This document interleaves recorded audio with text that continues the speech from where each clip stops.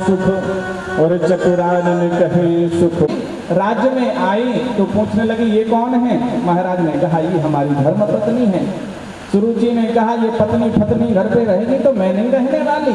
अब उत्तानपाद महाराज सुरुचि की उस गोरी चमड़ी पर इतने आकृष्ट हो गए कि अपनी पत्नी को घर से निकाल दिया। अपनी पत्नी को घर से निकाल दिया बाहर।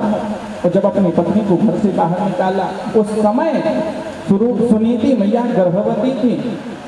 सुरुचि के साथ में उत्तानपाद महाराज रहने लगे। कुछ दिनों बाद सुनीति मैया के गर्भ से ध्रुव जी का जन्म हुआ। बोलो ध्रुव जी महाराज की जय। और जैसे ध्रुव जी का जन्म हुआ, ध्रुव जी छोटे छोटे मित्रों के साथ में खेलते थे। एक दिन किसी मित्र ने पूछ लिया, अरे ध्रुव तुम्हें पता है लाला तुम्हारे पिताजी कौन है? ध्रुव जी ने कहा मुझे तो नहीं पता। अरे भैया यहाँ के जो राजा हैं ना उत्तानपाद महाराज वो आपके पिताजी हैं। अच्छा वो मेरे पिताजी हैं? तो ध्रुव जी महाराज दौड़े दौड़े जब अपने पिताजी के महल में गए, पिताजी सिंहासन पर बैठे हुए थे, दौड़ करके ध्रुव जी महाराज ने पिताजी की गोद में बैठना चाहा, लेकिन इतने में सुरुचि आ गई और कहने लगी नीचे उतरो। यदि तुमको इस गोद में बैठना है तो सबसे पहले वन में जाओ, वन में जाकर के भगवान की तपस्या करना, और तपस्या से जब भगवान प्रसन्न हो जाएं तो वरदान में मांगना कि मुझे ऐसा वरदान दे दो कि मैं मैया सुरुचि के गर्भ से उत्पन्न हूँ, प्रकट हूँ, तब जाकर के तुम मेरे गर्भ से प्रकट होगे, जब जाकर के तुम अपने पिता की गोद में बैठ सकते हो। ये जो बात है ना, ये बात ध्रुव जी महाराज को इतनी ज्यादा चुभ गई। कहते हैं तीर कमान से निकला हुआ तीर और वाणी से निकला हुआ बाण कभी वापस नहीं लौटता। वाणी है, वाणी का शब्द कभी वापस नहीं आता। और वो शब्द ध्रुव जी महाराज को इतने ज्यादा चुभ गए, रोते रोते अपनी माँ सुनीति के पास आए। माँ से कहने लगी, माँ ऐसे कौन से सद्गुण विद्यमान है सुरुचि में जो उसने मुझे पिता की गोद में नहीं बैठने दिया? माँ मैं सुरुचि मैया के एक एक शब्द का बदला लेकर मानूंगा, मैं देखूंगा सुरुचि मैया को। लेकिन सुनीति कहती है, बेटा ऐसे कभी किसी के अमंगल की कामना नहीं करनी चाहिए। कोई कितना भी गलत क्यों ना हो, कभी उसके अमंगल की कामना मत करो, क्योंकि जैसा तुम दूसरों के लिए बोलोगे वैसा तुम्हारे साथ स्वयं घटित होगा। जो दूसरों के लिए गड्ढा खोदता है वो स्वयं उसमें गिर पड़ता है, जो दूसरों को गड्ढा खोदता है वो स्वयं उसमें गिर जाता है। इसलिए कभी किसी के अमंगल की कामना नहीं करनी चाहिए। और तुम्हारी माता सुरुचि नहीं करो, भगवान प्रसन्न हो जाए तो वरदान मांगो, तो अरे वो माँ तो बड़ी भाग्यवती है जिसका पुत्र भगवान के रघुपति के चरणों का प्रेमी हो। वो तो माँ चले जाओ भगवान का भजन करने के लिए। ध्रुव जी महाराज ने कहा, मैया तुम भी कह रही हो कि वन में चले जाओ, पर माँ ये तो बताओ कि भगवान रहते कहाँ हैं? तो सुनीति मैया ने कहा, बेटा भगवान जो है हरि व्यापक सर्वत्र समाना, भगवान जो है कण कण में विद्यमान है, हर जगह है, क्षण क्षण में भगवान है। अच्छा माँ लेकिन मेरा कोई गुरु तो है नहीं, मार्ग। सुनीति मैया ने कहा, बेटा तुम चले जाओ, तुमको रास्ते में कोई ना कोई गुरु जरूर मिल जाएगा। ध्रुव जी महाराज यहाँ से निकले, वन की ओर प्रस्थान करते हैं और रास्ते में नारद जी से मिलना होता है। और जैसे ही नारद जी से मिलना हुआ, नारद जी ने सोचा ऐसा चेला मुझे मिल जाए तो मैं तो एकदम प्रसन्न हो जाऊंगा, लेकिन फिर भी परीक्षा लेकर के देखना चाहिए। देखो जो माता पिता होते हैं ना, माता पिता भी अपने पुत्र की परीक्षा लेते हैं। जिस प्रकार एक कुमार मटके को जब तैयार करता है तो पीट पीट करके उसको बड़ा बना देता है, फिर भी उसकी परीक्षा लेगा, धधकते हुए अंगारे में डाल देगा, और जब वो अंगारे में तब करके एकदम लाल मटका बन जाएगा फिर भी उसकी परीक्षा लेगा टोकड़ मार करके। और जो मटका कुमार की ठोकर से फूट जाता है वो खुद तो फूटता ही है, लेकिन जिसके पैरों के नीचे आता है उसी से दुर्वचन सुनता है। उसी प्रकार जो माता पिता होते हैं ठोक पीट करके अपने बच्चे को बड़ा बना देते हैं, और जो बच्चा माता पिता की डांट फटकार सहन करके बड़ा होता है वो कभी गलत मार्ग पर नहीं जा सकता। और जो माता पिता की डांट फटकार को सुन करके और माता पिता को उल्टा सीधा बोलने लगे तो समझ लेना कि उसके विनाश का समय आ गया है। कभी भूल से भी अपने माता पिता का अपमान नहीं करना चाहिए। और आज ध्रुव जी महाराज की जब नारद जी ने परीक्षा ली, अरे बेटा ध्रुव कहाँ जा रहे हो? अब ध्रुव ने जैसे ही नारद जी को देखा तो तुरंत दंडवत प्रणाम किया, साष्टांग प्रणाम, लेट गए सामने। नारद जी ने सोचा पहली सीढ़ी तो एकदम मजबूत है, एक संत को एक ब्राह्मण को देख करके प्रणाम किया, लेकिन फिर भी परीक्षा लेना चाहिए। बताओ बेटा कहाँ जा रहे हो? ध्रुव जी ने कहा वन में जा रहा हूँ, मेरी माँ कहती है वन में जाओ तपस्या करो। नारद जी ने कहा वन में भगवान नहीं रहते, वन में बब्बर से रहता देख करके नाश्ता कर जाएगा। लेकिन ध्रुव जी कहते हैं मेरी माँ कहती है कि भगवान कण कण में रहते हैं। ईश्वर अंश जीव अविनाशी, ईश्वर अंश जीव अविनाशी, ईश्वर अंश जीव अविनाशी,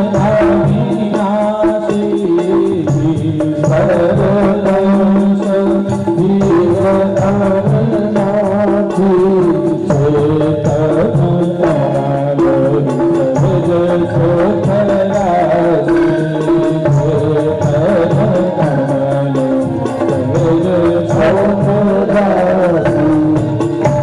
मेरी माँ कहती है कि भगवान तो कण कण में विद्यमान है। नारद जी ने कहा इसकी सीढ़ियाँ तो मजबूत हैं, लेकिन फिर भी परीक्षा लेना चाहिए। अच्छा एक बात बताओ, तुम वन में जाओगे तो खाते कितनी बार हो? ध्रुव जी ने कहा देखो ज्यादा बार नहीं खाता, तो पर जब मेरी माँ मुझे गोद में बैठाकर खाना खिलाती है तब खाता हूँ, ऐसे नहीं खाता। नारद जी बोले वही तो मैं कह रहा हूँ, वहाँ वन में तुम्हारी माँ तुम्हें खाना खिलाने थोड़ी आएगी, वहाँ तुम्हारी माँ तुम्हें थोड़ी भोजन कराने आएगी। लेकिन ध्रुव जी कहते हैं कि मेरी माँ ने कहा था कि जब दांत नहीं तब दूध दियो, जब दांत नहीं तब दूध दियो, अब दांत दिए तो अन्न हो देगा, अब दांत दिए तो अन्न हो देगा। जब मेरे मुंह में दांत नहीं थे तो परमात्मा ने मातृ स्थलों में दूध की व्यवस्था करी, और अब जब परमात्मा ने दांत दिए हैं तो वो अन्न की व्यवस्था भी करेगा। लेकिन ध्रुव जी ने कहा आप नारद जी नहीं हो सकते। नारद जी ने कहा बेटा मैं ही नारद हूँ, मैं तुम्हारी परीक्षा दे रहा था। लेकिन ध्रुव जी ने कहा तुम नारद नहीं हो सकते, क्योंकि नारद का मतलब होता है नारदो देवदर्शनः, जिसको नारद जी मिले हैं उसको भगवान से मिलाकर छोड़ते हैं। आप तो भगवान से दूर जाने की बात कहते हो, आप नारद जी नहीं हो सकते। ध्रुव जी को नारद जी ने हृदय से लगा लिया, बेटा मैं ही नारद हूँ, मैं तुम्हारी परीक्षा ले रहा था। कि जब संत मिलन हो जाए, जब संत मिलन हो जाए, जब संत मिलन हो जाए, जब संत मिलन हो जाए, हरि गुण गाए, हरि गुण गाए, समझ लेना तेरा हरि से मिलन होगा, तब तेरा समझ लेना तेरा हरि से मिलन होगा। पहले मैं गाऊंगा फिर आप लोग गाओगे, पहले मैं गाऊंगा फिर आप लोग गाओगे। बोलिए जब संत मिलन हो जाए, जब संत मिलन हो जाए, अभी भोजन प्रसाद में मिलाने सब लोगों को शाम को बढ़िया चकाचक भोजन मिलेगा जोर से। जब संत मिलन हो जाए, जब संत मिलन हो जाए, तेरी वाणी हरि गुण गाए, वाणी हरि गुण गाए, अब इतना समझ लेना तेरा हरि से मिलन होगा, तेरा समझ लेना तेरा हरि से मिलन होगा।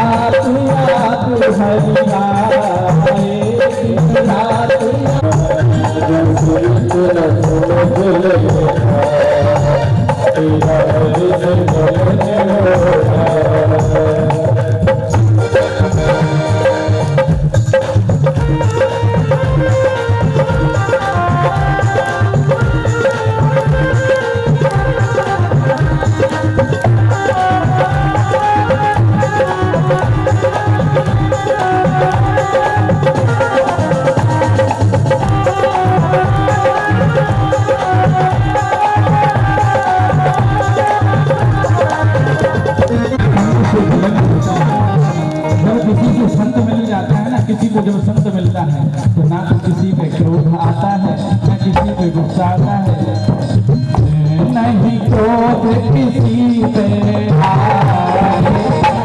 क्रोध किसी पे संत का ऐसा स्वभाव होता है।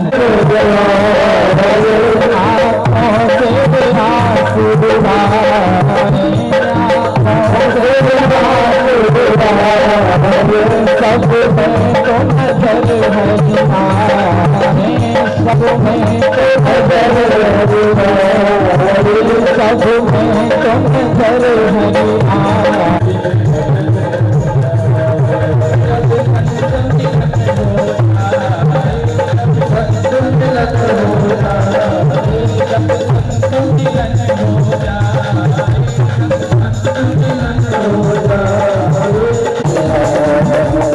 में तो नजर है सब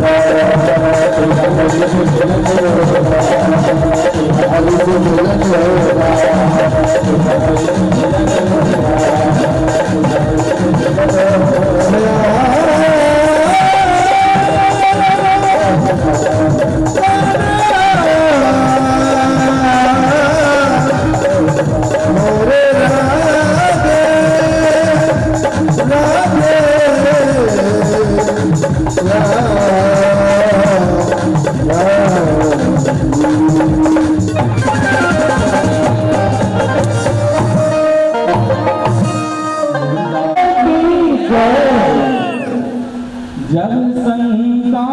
नजर चल रहा है। ओम नमो भगवते तुभ्यं वासुदेवाय धीमहि। ओम नमो भगवते तुभ्यं वासुदेवाय धीमहि।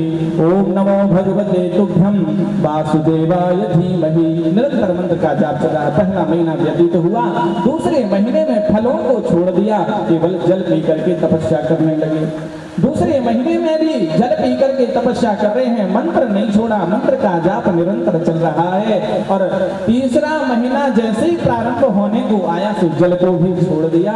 अब जो सूखे पत्ते वृक्ष से गिर गए थे उनको खा खा करके और मंत्र का जाप कर रहे हैं। ओम नमो भगवते तुभ्यं वासुदेवाय धीमहि।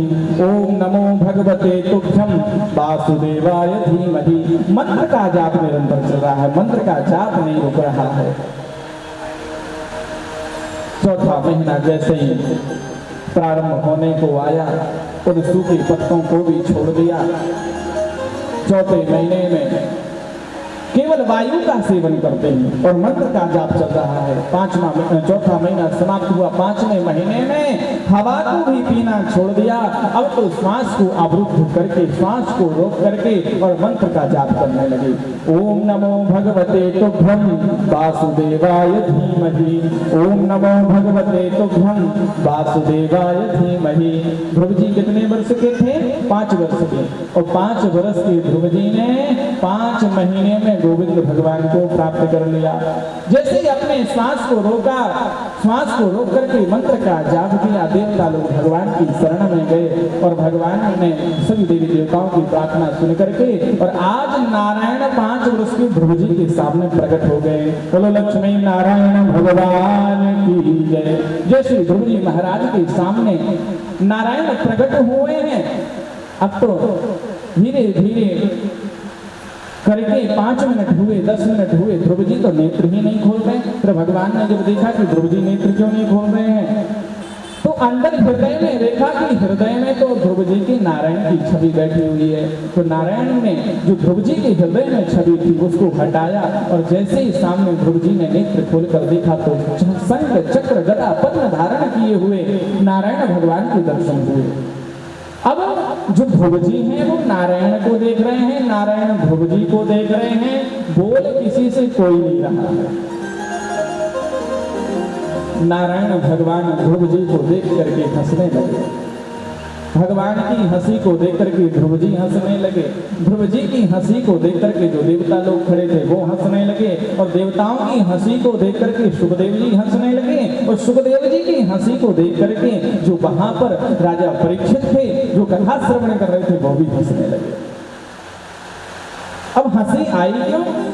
भगवान इसलिए हंस रहे हैं कि देखो तो इस भोले भंडारी के सामने कब से खड़ा हूं, ये तो कुछ बोल ही नहीं रहा। और ध्रुव जी इसलिए हंस रहे हैं कि प्रभु बोलूं क्या, मुझे तो बोलना ही नहीं आता, क्या बोलूं मैं। और देवता लोग इसलिए हंस रहे हैं कि यदि ऐसा मौका मुझे मिला होता मांगने का तो इतना लंबा पर्चा बना देते। कलयुगी भक्तों की बड़ी कहानी है भैया। एक भगत जी थे, अब भगत जी बड़े परेशान थे तो नारद जी से पूछने लगे एक बात बताओ, सबसे जल्दी प्रसन्न कौन हो जाता है? नारद जी ने कहा भैया ब्रह्मा जी सबसे जल्दी प्रसन्न हो जाते हैं। अच्छा, उनका एक ही मंदिर है पुष्कर में, इसलिए जाओ पुष्कर जाओ और ब्रह्मा जी की तपस्या करो, बहुत जल्दी प्रसन्न हो जाएंगे।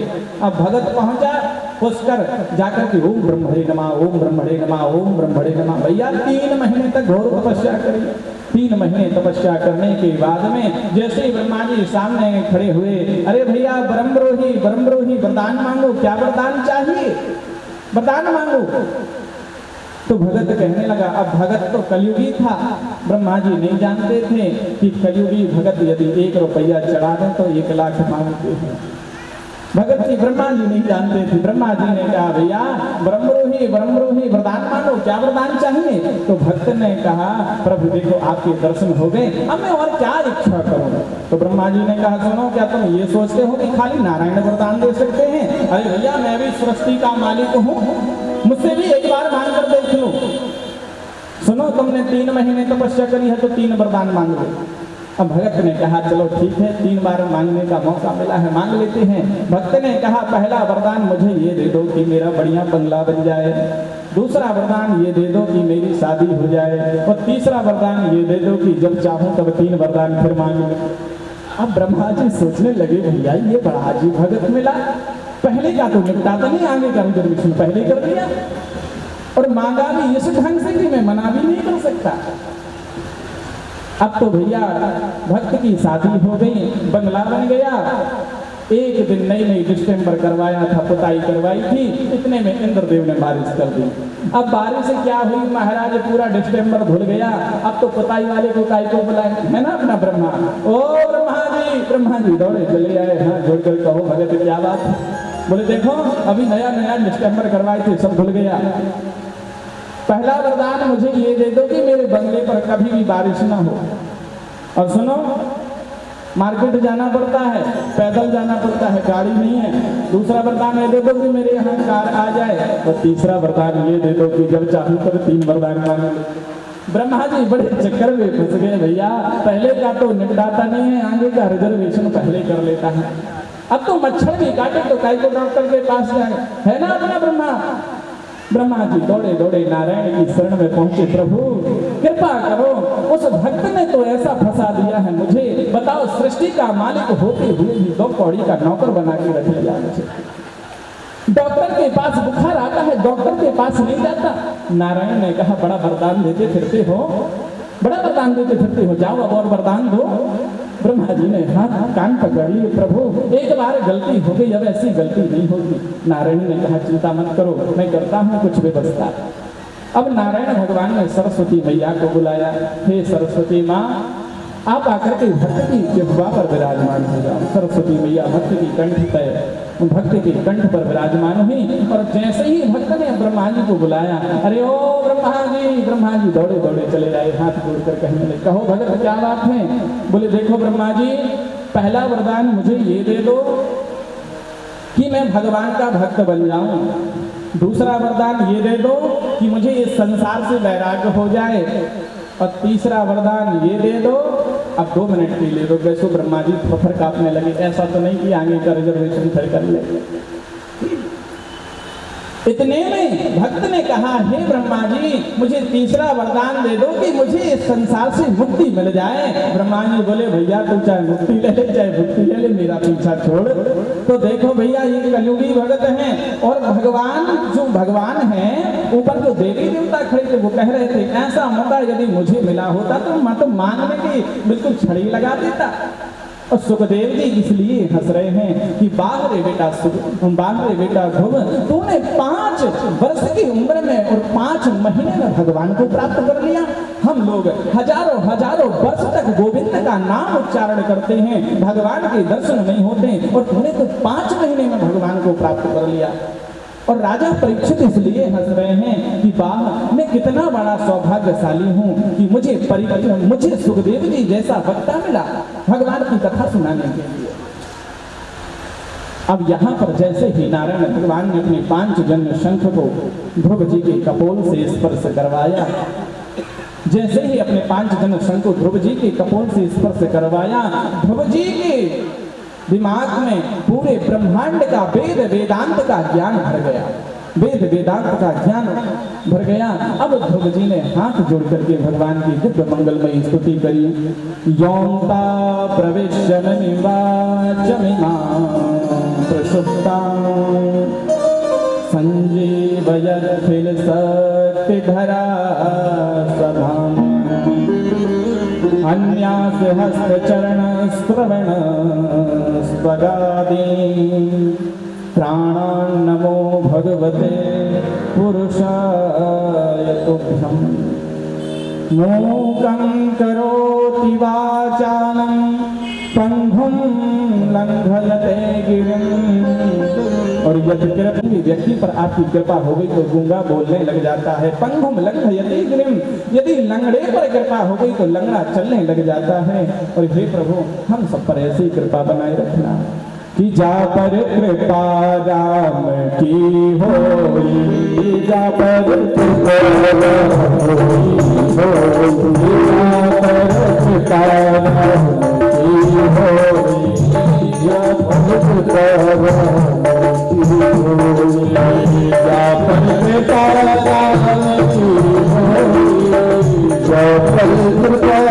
राम की होई, जा पर कृपा राम की होई, जा पर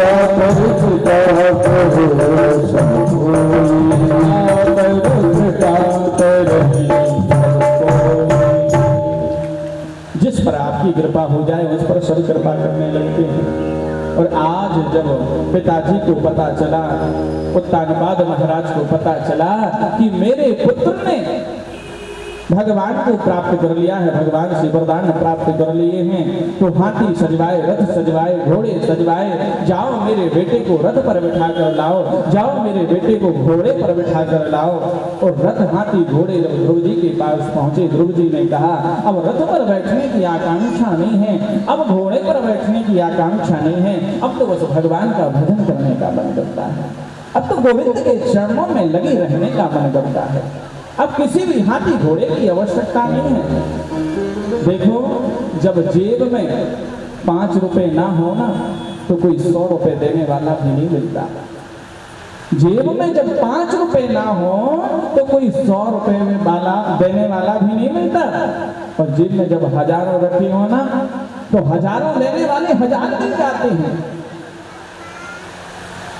आपका बेटा यदि कलेक्टर है तो जो दूर का संबंध है ना वो भी संबंध निकालता है, रिश्ता निकालता है। अरे तुमको पता है वो जो कलेक्टर है ना वो मेरे चाचा के, ताऊ के बेटे के, मामा के लड़के के, फूफा के, सास के, ससुर के, दादा के नाती है। इतना लंबा चौड़ा रिश्ता निकल आता है। और जब जेब में 5 रुपए ना हो तो अपना सगा रिश्तेदार मुंह फेर कर निकल जाता है। हे गोविंद, आपने मेरे ऊपर कृपा की है, ध्रुव जी महाराज पैदल ही आए, अनंत वर्षों तक राज्य किया। राज्य करने के बाद में यहाँ पर उत्तानु महाराज का एक पुत्र और था जो सुरुचि के गर्भ से उत्पन्न हुआ था, जिसका नाम उत्तम था। आज उत्तम ने यक्षों के यहाँ से जाकर के कुबेर की जो विहार स्थली है उसको उजाड़ने लगा। कुबेर महाराज की जो विहार स्थली उसको उजाड़ने लगा। तो यक्षों ने रोका, अरे भैया ये कुबेर महाराज की विहार स्थली है, इसको मत उजाड़ो। लेकिन उत्तम कहने लगा नहीं, हम तो उजाड़ेंगे। सारे पेड़ पौधे वृक्ष सब उखाड़ कर फेंक दिए। तो यक्षों के द्वारा उत्तम का वध हो गया। अब ध्रुव जी महाराज को बड़ा क्रोध आया, तुरंत सारी सेना को तैयार करके यक्षों पर चढ़ाई कर ली। अब मैं आप लोगों से एक प्रश्न करना चाहता हूं, जिसने नारायण के दर्शन किए हों, जिसने स्वयं साक्षात भगवान के दर्शन किए हों, क्या उसको कभी क्रोध आना चाहिए? बताइए, जिसने भगवान के दर्शन किए हैं उसको क्या क्रोध आना चाहिए? दुर्योधन ने तो 200-400 बार तो किए ही होंगे कन्हैया के दर्शन, लेकिन फिर भी गुस्सा आया। क्यों आया? क्योंकि अभी सत्संग नहीं मिला था। बिनु सत्संग विवेक न होई, बिनु सत्संग विवेक न होई, बिनु सत्संग विवेक न होई, बिनु सत्संग विवेक न होई, बिनु सत्संग विवेक न होई, बिनु सत्संग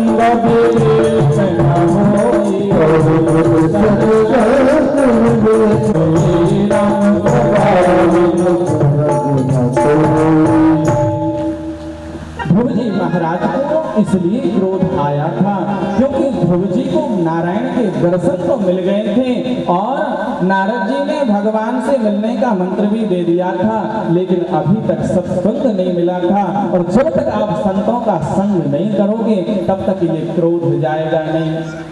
आपने भजन में सुना था ना, नहीं क्रोध किसी पे आए और जब संत मिलन हो जाए। तो क्रोध क्यों आया? क्योंकि अभी तक संतों का संग नहीं हुआ था, अभी तक सत्संग नहीं मिला था ध्रुव जी को।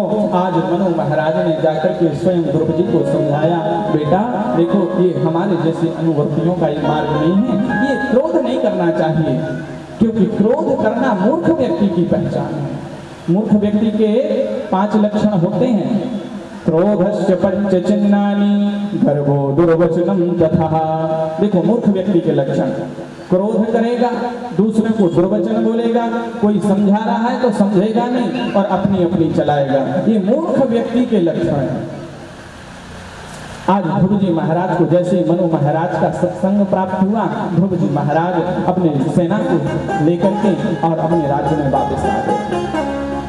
जब ध्रुव विमान आए भैया लेने को, और जैसे भगवान के विमान में ध्रुव जी बैठने लगे तो एक काली काली मैया सामने खड़ी हो गई। और वो जो काली काली मैया है सामने खड़ी थी, मैया ने पूछा कहाँ जा रहे हो? ध्रुव जी ने कहा देखो भगवान के धाम से विमान आया तो विमान में बैठकर भगवान के धाम को जा रहे। लेकिन मैया ने कहा देखो लाला जरूर चले जाना भगवान के धाम, लेकिन पहले मुझसे विवाह कर लो। अब एक बात बताओ, वो काली काली मैया कौन है? इस लोक का नाम है मृत्यु लोक। इस लोक का क्या नाम है? मृत्यु लोक। इस मृत्यु लोक में जो आया है उसको तो जाना पड़ेगा। आया है सो जाएगा और राजा रंग फकीर, कोई सिंहासन चढ़ चला और कोई बधा जंजीर। जो आया है सो जाना तो पड़ेगा। और ये मृत्यु लोक है, जो इस मृत्यु लोक की मालकिन का नाम है मृत्यु देवी। तो ध्रुव जी के सामने मृत्यु देवी साक्षात मृत्यु खड़ी थी। उन्होंने कहा जरूर जहां जाना है चले जाना, लेकिन पहले मर जाओ, इस शरीर को यहीं छोड़ जाओ, फिर जहां जाना तो चले जाना। अब ये जो बात है जब ध्रुव जी ने पार्षदों से कही कि मृत्यु देवी तो बोल रही कि पहले मर जाओ फिर जहां जाना से जाओ, पार्षदों ने ध्रुव जी को इशारा किया कि इनसे बोलो कि जरा अपना सिर नीचे कर लें। देखो इशारा भी उसी को करना चाहिए भैया जो समझदार होगा, ऐसे वैसे को इशारा कर दिया तो गड़बड़ हो जाएगी। हमारी ये जो श्रीओम भैया है, ये श्रीओम भैया जो बैठे थी, इनकी जब शादी हुई तो इन्होंने अपनी शादी में मुझे बुलाया। बोले गुरुजी अभी अभी शादी हुई है तो भाभी जी ने आपको याद किया है। मैंने कहा ठीक है भैया आऊँगा। मैंने कहा आऊँगा। अब जैसे ही मैं इनके घर पहुंचा उस समय भैया भी ये जो ऑर्गन बजा रहे थे ये भैया भी वहीं पर थे, इनसे मिलना भी हुआ हमारा। अब जो श्रीओम भैया हैं इन्होंने फोन लगाया घर पे कि व्यास जी आए हैं, बढ़िया खाना बना के रखना। अब हम दोनों लोग घूम घाम कर जैसे पहुंचे घर पर, शाम का समय था। अब देखो जो नई बहू आती है भैया वो बढ़िया छोटी छोटी पूड़ी बनाएगी, एक कटोरी में खीर रखेगी, एक कटोरी में बढ़िया छोटे छोटे, तो बढ़िया भाभी जी सुंदर थाली लगा कर लेकर के आई। 2 थाली लगाई, हम बैठे और भैया जी बैठे दोनों साथ में खाना खाने के लिए। अब हमारे लिए जो भैया हैं ये तो गांव के ठहरे, तो हुआ क्या, अब वो छोटी छोटी पूड़ी रहे तो मैं तो बढ़िया तोड़ तोड़ के खा रहा था, लेकिन इन्होंने क्या किया कि टुकड़े किए 2, एक पूड़ी को बीच में से 2 टुकड़े कर दिए और आधी आधी पूड़ी खाने लगे। तो भाभी जी ने वहां से इशारा किया, उन्होंने इशारा किया कि जो तुमने एक पूड़ी में से 2 टुकड़े किए हैं ना उसमें से 1 टुकड़ा और कर लो, उसको भी 2 करके खाओ। भैया जी ने सोचा कि ये भूल गया, देखने में लगता है कि 1 पूड़ी में से 2 टुकड़े करके क्यों खा रहे हो, एक खाने लगा। इन्होंने क्या अंदाजा लगाया कि 2 पूड़ी में से 2 टुकड़े करके क्यों खा रहे हो, एक खाने लगो। तो भैया जी ने 1 पूड़ी ली और फिर उसको साग में लगाया और खाने लगे। अब तो भाभी जी को क्रोध का पारावार नहीं रहा, फिर बोली अरे भगवान तुम 1 पूड़ी में से 2 टुकड़े करके खा रहे थे, वही खाने लगो। भैया जी ने सोचा इतनी छोटी सी पूड़ी है तो अंदर से वो शायद श्रीमती जी इशारा कर रही हैं कि एक काय को खा रहे हो, 2 पूड़ी खाने लगो। तो भैया जी 2 पूड़ी साथ में ले और 2 खाने। अब भाभी जी के क्रोध का पारावार नहीं रहा महाराज। अब तो भाभी जी जो बेलना था ना, जैसे पूड़ी बेलते हैं, सिर से मारा, कोपर से मारा। अब इन्होंने सोचा कि वो इशारा कर रही हैं कि पहले पूड़ी लो, 2 पूड़ी, उसको साग में लगाओ, फिर कोपर से लगाओ, फिर सिर से लगाओ, फिर खाओ। बोलो वृंदावन बिहारी लाल की जय। तो देखो भैया इशारा उसी व्यक्ति को करना चाहिए जो इशारा समझ रहा होगा। पार्षदों ने ध्रुव जी को इशारा किया कि इनसे बोलो कि जरा अपना सिर नीचे कर लें। तो ध्रुव जी महाराज जो हैं, ध्रुव जी महाराज कहने लगे अरे मैया जरूर मर जाएंगे, लेकिन जरा अपना सिर नीचे कर लो। अब ध्रुव जी महाराज ने कहा जरा अपना सिर नीचे कर लो। तो मृत्यु देवी ने जैसे अपना सिर नीचे किया, इतने में ही ध्रुव जी महाराज मृत्योन्मूर्धिम पदम रखा, मृत्यु देवी के सिर पर पैर रख करके विमान में बैठ गए।